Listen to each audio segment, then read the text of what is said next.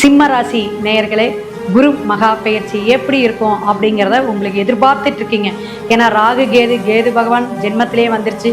மனக்குழப்பம், பண தடுமாற்றம், எந்த ஒரு விஷயமே தடை இருக்குதா, பயமா இருக்குங்க. கேட்குது உங்களுடைய பயம்.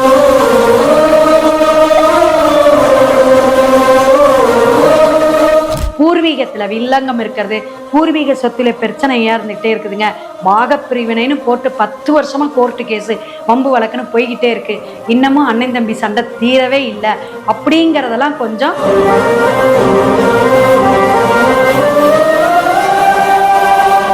ஏன்னா கேது உட்கார்றதுனால சில மண்டை குடைச்சல் இருக்கும், தலைவலி, கண் சார்ந்த பிரச்சனைகள், பல விஷயத்துல நீங்க போராடி ஜெயிக்கக்கூடிய காலகட்டமாக பாவகிரகம் இருக்கனால சில விரக்தி தன்மையை கூட கொடுக்கக்கூடிய விஷயமா இருக்கும்.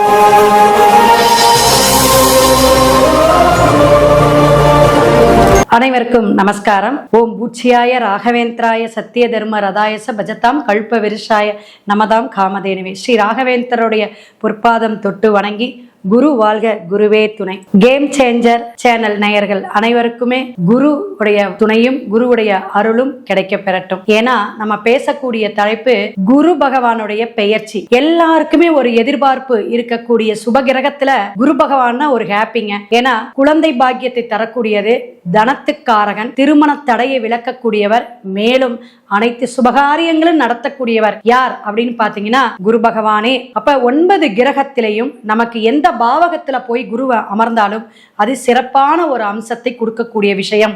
ரிஷபத்தில் இருந்து காலதேவனுக்கு 2ஆம் பாவகம், ரிஷபத்தில இருந்து மிதுன ராசிக்கு குரு பகவான் மிருகஷீடம் வழியாக பிரவேசிக்கிறார். குரு கொடுக்க கோடி நன்மைங்க. அதாவது வியாழன் நோக்கு அப்படிம்பாங்க. அப்பேற்பட்ட குரு பகவான் என்னென்ன ராசிக்கு என்னென்ன நல்ல பலன், என்னென்ன கஷ்டம் கொடுப்பார், அல்லது அவர் என்னென்ன விஷயத்த தடை தாமதம் கொடுத்து அதுக்கப்புறம் நல்லது செய்வார் அப்படிங்கிறத நம்ம பார்ப்போம். குரு பெயர்ச்சி அப்படிங்கும்போது குரு பகவான் தனத்துக்காரகன் சொன்னோம். அதே போல கல்வியை தொடர்ந்தும் தொழிலை படிக்கிறதுக்கு, தொழில் கல்வியை எடுக்கிறதுக்கு, தொழில் சார்ந்த விஷயத்துக்கு, திருமணம் சார்ந்த விஷயத்துக்கு புத்திரக்காரர்னு சொல்லக்கூடியவரும் குரு தாங்க.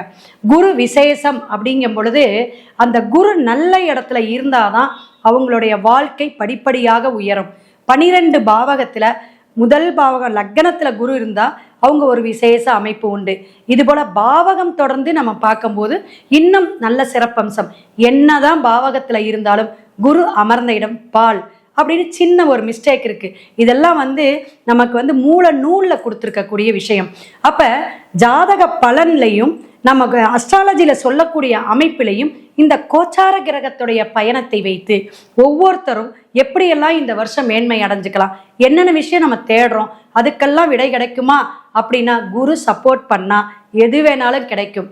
விருத்தி பண்ணி கொடுத்துட்டு போகார். அப்ப 5, 7, 9 அப்படிங்கிறது சிறப்பான பார்வை குரு பகவானுக்கு. அதே 2, 11 அரை பார்வை அப்படிம்பாங்க.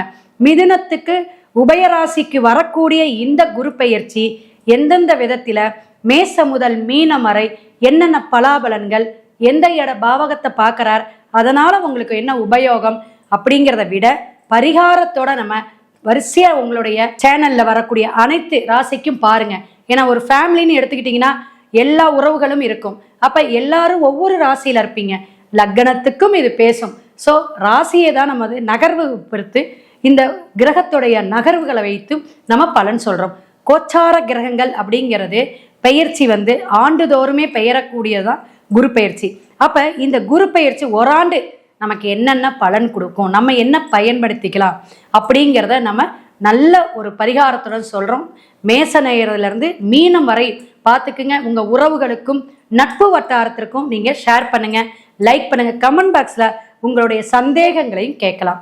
சரிங்களா? மேற்கொண்டு உங்களுடைய ஜாதக கட்டத்துடைய முழு பலனையும் பார்த்துக்கணும்.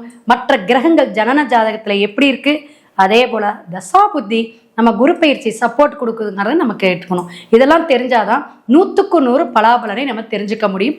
டிஸ்பிளேல என்னோட ஃபோன் நம்பர் வருது, நீங்க உங்களுடைய ஜாதகத்தை பார்த்துக்கலாம். ஒவ்வொரு பதிவினும் சந்திப்போம். சிவாய நம. திருச்சிற்றம்பலம்.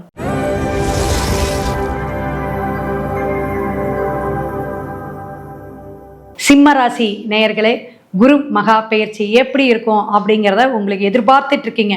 ஏன்னா ராகு கேது பகவான் ஜென்மத்திலே வந்துருச்சு.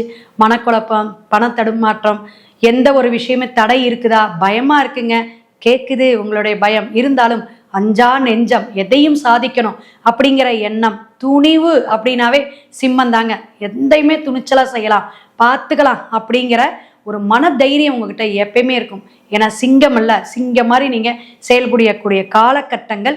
குரு பகவான் 11ஆம் இடம் அப்படின்னு சொல்லக்கூடிய காலதேவனுக்கு 3ஆம் இடம் உங்களுடைய இடத்துக்கு சிறப்பான ஒரு பலாபலனை லாபஸ்தானத்துல உட்கார்றாருங்க குரு பகவான். குரு பகவான் லாபஸ்தானத்துக்கு வந்தாலும் உங்களோட இடம் முயற்சிக்கான இடமான துலாமா பார்க்குறார். துலாமா பார்க்கும்போது என்னென்ன நீங்கள் ஸ்டெப் எடுக்கிறீங்களோ, தொழில் சார்ந்து, திருமணம் சார்ந்து, குழந்தை பாக்கியம், எதுவாக இருந்தாலும் லாபமாக அது போய் முடியும். என்னென்ன அபிலாசைகள், ஆசைகள் வச்சிருக்கீங்களோ சிம்ம ராசிக்கு நல்ல ஒரு ஜெயத்தை கொடுக்கக்கூடிய அமைப்பு. அதே போல அதாவது 7ஆம் பார்வையாக உங்களுடைய 6ஆம் இடத்தை பார்க்குறார். அப்படி பார்க்கக்கூடிய இந்த குரு பகவான் உங்களுக்கு பல விஷயங்களை 5ஆம் இடத்தை பார்க்கக்கூடிய தனுஷுவை பார்க்குறார். அந்த பார்க்கக்கூடிய அமைப்பு சிறப்பான பலவலனை கொடுக்கக்கூடிய விஷயம். ஏன்னா இந்த குலதெய்வ வழிபாடு, அதே போல் குடும்பத்தில் ஏதாவது உங்களுடைய பூர்வீகத்தில் வில்லங்கம் இருக்கிறது, பூர்வீக சொத்துல பிரச்சனையாக இருந்துகிட்டே இருக்குதுங்க, பாகப்பிரிவினைன்னு போட்டு 10 வருஷமாக கோர்ட்டு கேஸு வம்பு வழக்குன்னு போய்கிட்டே இருக்கு, இன்னமும் அண்ணன் தம்பி சண்டை தீரவே இல்லை அப்படிங்கிறதெல்லாம் கொஞ்சம் நேர் சமசப்தமாக பார்க்கக்கூடிய குரு உங்களுக்கு ஒரு நல்ல விஷயத்தை கொடுத்துருவார். சின்ன பிரச்சனையை தீர்வை கூட பெருசாக்காம பணவரவோடு அதை கொடுக்கக்கூடிய காலகட்டங்கள் அப்படிங்கிறத நீங்கள் தெரிஞ்சுக்கணும். அப்போ மேற்கொண்டு உங்களுடைய இடத்துக்கு பார்க்கக்கூடிய 9ஆம் பார்வையாக பார்த்து 7ஆம் இடத்தை பார்க்குறார். எதங்க? கும்பத்தை பார்க்குறார். அப்போ திருமணம் சார்ந்த முயற்சிகள், சிம்மராசி நேயர்கள், எனக்கு அஷ்டமத்து சனி, கஷ்டகாலம், அது இதுன்னு நீங்கள் போட்டு உழட்டிக்க வேண்டாம். கண்டிப்பாக ராகுவும் கும்பத்தில் இருக்கிறார்.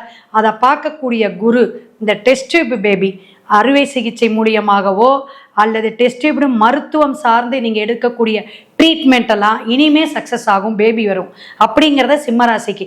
பொதுவாக நெருப்பு தத்துவமாக இருக்கக்கூடிய சிம்மராசிக்கு குழந்தை பாக்கியம் அப்படிங்கிறது 5ஆம் பாவகம் காலபுருஷனுக்கு. அதுவே உங்களுக்கு சூரியனுடைய ஆட்சி, அந்த நெருப்பு வீடாக இருக்கனால குழந்தை அதிகமாகவே இருக்காது. சில ராசிக்கு மட்டும்தான் இதை நம்ம சொல்லுவோம்.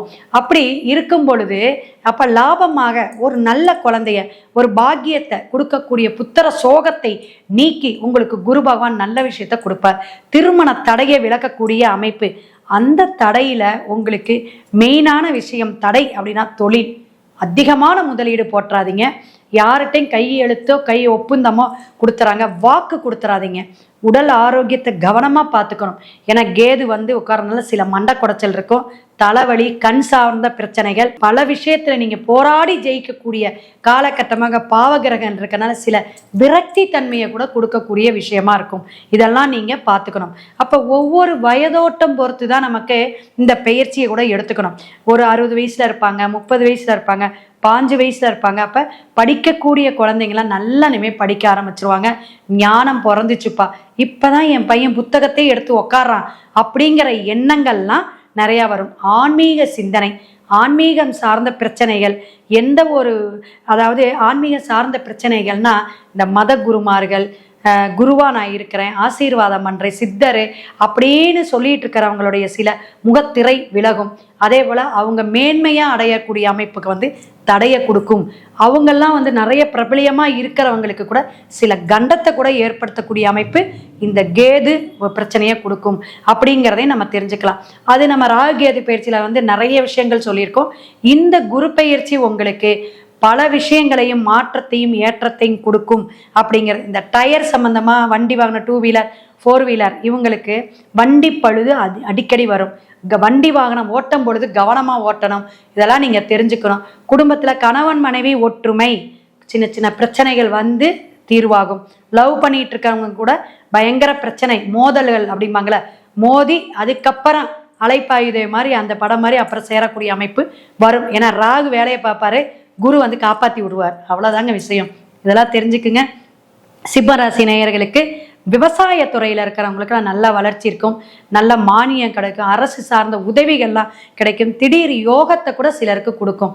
நிறைய விவசாயம் இது பண்ணுங்க, முதலீடு கம்மி தான், ஆனால் நல்ல உற்பத்தி கிடைச்சிச்சு, வருமானம் ஈட்டக்கூடிய அமைப்பை ஒரு லக்கிய கொடுக்கக்கூடியது விவசாய மக்களுக்கு, சிம்மராசி நேயர்களுக்கு பார்த்துக்கலாம். உடல் உபாதைகள் கண்டிப்பாக உண்டு. உணவு அப்படிங்கிற போது கவனமாக பார்த்துக்கணும். சாப்பாட்டு முறையெல்லாம் நேரத்திற்கு எடுத்துக்கிறது, மருந்து மாத்திரையை சாப்பிடக்கூடியவங்க மருந்து மாத்திரை ஒழுங்காக சாப்பிடக்கூடிய விஷயம், இதெல்லாம் நீங்கள் பார்த்துக்கிட்டாவே போதும். மற்றபடி ரொம்ப விரயம் அப்படின்னா தொழில் சார்ந்த விஷயத்தில் நீங்கள் கவனமாக இருக்கணும். அதிக முதலீடு எடுக்க வேண்டாம். கால் பாதம் இந்த மாதிரி எலும்பு சம்பந்தமான விஷயங்கள், தேய்மானங்கள் இதெல்லாம் உண்டு. இதெல்லாம் பார்க்கணும் அப்படின்னா ஜனன ஜாதகத்தை பார்த்துக்கணும். டிஸ்பிளேல என்னோட ஃபோன் நம்பர் வருது. சிம்மராசி நேயர்கள் தான் இனி வரும் காலகட்டம் நிறைய ஜாதகம் பார்க்க வருவாங்க. ஏன்னா மற்ற கிரகங்களுடைய பிரச்சனைகளும் குரு பெயர்ச்சி சப்போர்ட்டாக இருக்கிறாரா அப்படிங்கிறத ஜனன ஜாதகம் பார்த்தா தான் தெரியும். ஸோ எல்லாருமே பார்த்துக்குங்க. ஆனாலும் பரிகாரம்னு நமக்கு சொல்லிட்டா தான் ஒரு திருப்திங்க மேடம் அப்படிங்கிறது கேட்குது. என்னன்னா சிம்மராசி நேயர்கள் பரிகாரம் அப்படின்னா திருவண்ணாமலை போங்க, கண்டிப்பாக கிரிவலம் போயிருங்க. முடிஞ்ச வரை மெதுவாக நடந்து போய் வழிபாடு எடுத்துட்டு அங்கே இருக்கக்கூடிய தட்சிணாமூர்த்திக்கு அபிஷேகத்துக்கோ அல்லது வஸ்திரம் தானம் கூட பண்ணலாம். இல்லை அபிஷேகத்துக்குன்னா சந்தனம் ஒரு 2 கிலோ 1 கிலோ தாராளமாக வாங்கி கொடுத்துட்டு வந்துருங்க. அங்கே இருக்கிற சாஸ்திரி ஐயர்கிட்ட கொடுத்துட்டு வந்துருங்க. கண்டிப்பாக இந்த குரு உங்களுக்கு நல்ல ஒரு சப்போர்ட்டை கொடுப்பார், வளர்ச்சியை கொடுப்பார். குரு உங்களுக்கு துணையாக இருப்பார்.